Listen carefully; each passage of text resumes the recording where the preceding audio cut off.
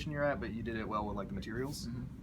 So I think if you had something that really stood out from the rest of its environment that drew your eye, I would see that and I'd be like, oh, that's different from everything else. There's something happening there, like particles on it or something like that.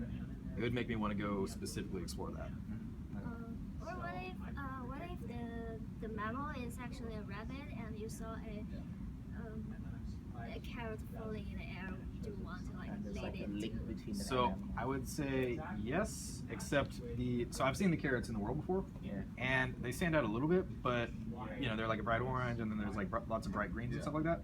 So I don't think that they are particularly eye-catching relative to the rest of the world. So I don't think they would stand out to me as like that's super important. Yeah, okay.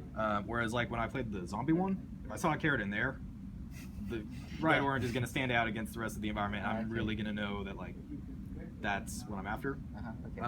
I thought that the zombie map, I think that the textures on the walls were a little bit easier on the eyes. This one, like, it's very bright and everything looks really important, which makes everything look really unimportant. So I think if you had a way to change the materials up so that everything didn't look super eye-catching, I guess, so that you can make the things that you wanted to be eye-catching more eye-catching. Some other questions. When you were playing the hand prototype, well, this question is for both. For the hand one, how were the controls for you? Were they like fairly I think we spoke The about hand that. controls? So we did talk about it a little bit.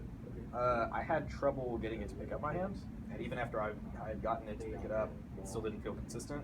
Even when I knew what to do, I was like, oh, show up. Oh, it's there, it's gone. So I felt frustrated by that. And then also I felt like even when it was showing up, I didn't really feel like it was reflecting my hand because I have to move my hand like this far before it moves at all. And it just moves in one step. And then if I go a little bit too far, it disappears, which is fine. I get the hardware limitation, but I wasn't expecting it and I had no indication it was going to happen. And once it disappeared, I didn't know if like I had lost tracking or if I had just gone slightly out of range. Yeah. And what about for the Mammoth game? Mammoth game, what about it? The controls for that one, because that one you had to do some type of interaction, right?